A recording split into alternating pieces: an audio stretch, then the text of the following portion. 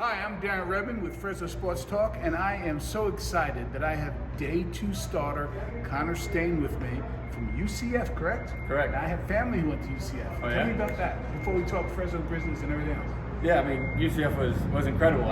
There was no complaints. I was only there for a year, unfortunately. Wish I had more, but that was just the way it went. But the atmosphere of the fans, obviously the weather down in Florida is beautiful, and the coaches that I had there along with my teammates, it was a perfect storm for an incredible junior year. You know, it's funny, I hear it's sort of like a secret down there. Like, people talk about these other schools, Florida State and the Swamp and you know, Gainesville and everything else, but UCF is pretty darn good, isn't it? It's beautiful. I mean, it's an enormous campus. Obviously, there's a ton of kids there. I think almost like 70,000. So, you know, all the stadiums are packed out when they have events and stuff like that. I agree with you. People don't give it enough credit, but hopefully, you know, over the years it'll gain more traction. So before we talk Fresno Grizzlies and you and everything you're doing here, where are you from?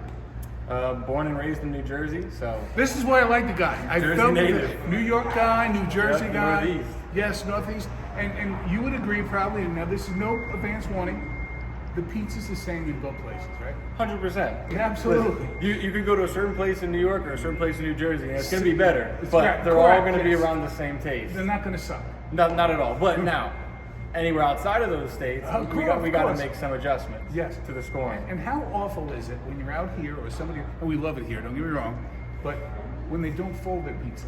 It's frustrating. It's very frustrating, right? But I see it everywhere. It must be just a Northeast thing. Yes. Clearly, they're doing it wrong, and we're the not, crazy ones. Right, but we're not doing it. Exactly. Anyway, so how'd you find your way into Fresno Grizzlies and Colorado Rockies, and walk me through that. I'm so excited to hear about it.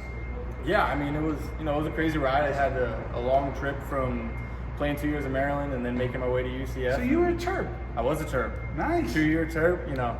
Didn't make it a third, but that was a decision on my part. Good for and you. It worked out for the best. So, but it was, you know, getting to UCF, had to make a name for myself, and I was fortunate that the coaches had an opening for a starting rotation, which was one of my, you know, important factors in when I was going to decide where to go. And you know, the year kind of took off, especially right from the beginning of the fall. I got a lot of good press from, you know, UCF sports and my coaches, and a lot of scouts started to come around. And as things progressed and the season went on, more and more traction started to gather, and there was a lot of good talks of early day one stuff. And an injury occurs, but that's just the way life goes. That's the way it There's is. Injuries in the game, and Wally Pitt, Lou Gehrig. it happens, and, Yep. and guys perform, and they continue to do their job after these injuries. So I was fortunate that the injury inevitably led me to the Rockies, and Good for you. ever since, you know, I got out there for instructs, I've been nothing but ecstatic about being with the Rockies. Just the way they approach it, the coaches, some of the guys I've grown up playing with.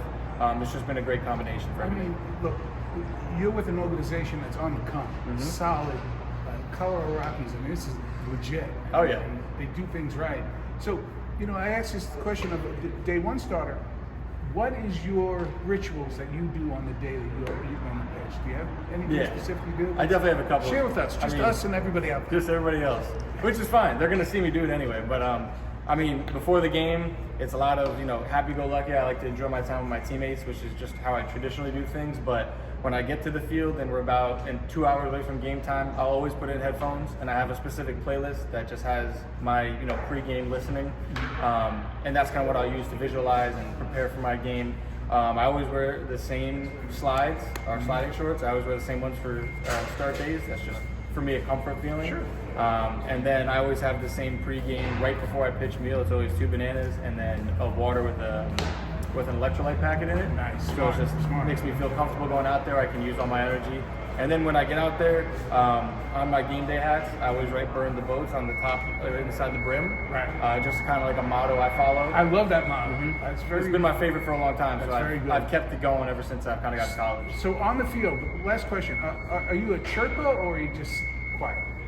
I'm definitely more of the fiery personality for You're a sure. chirper, I thought so. If I'm facing a big time guy on the other side, or, you know, their 4-batter who's tearing it up, and I get him out, there's going to be, you know, a pound of the glove or a let's Sure. go. And if you know, when those days come where I'm late in the game and I'm performing well and I get out of the 8th inning, you know, with the shutout intact, there's going to be, again, you know, some emotions flying. Well, thank you for being my guest today. Of course, appreciate it. Thank you.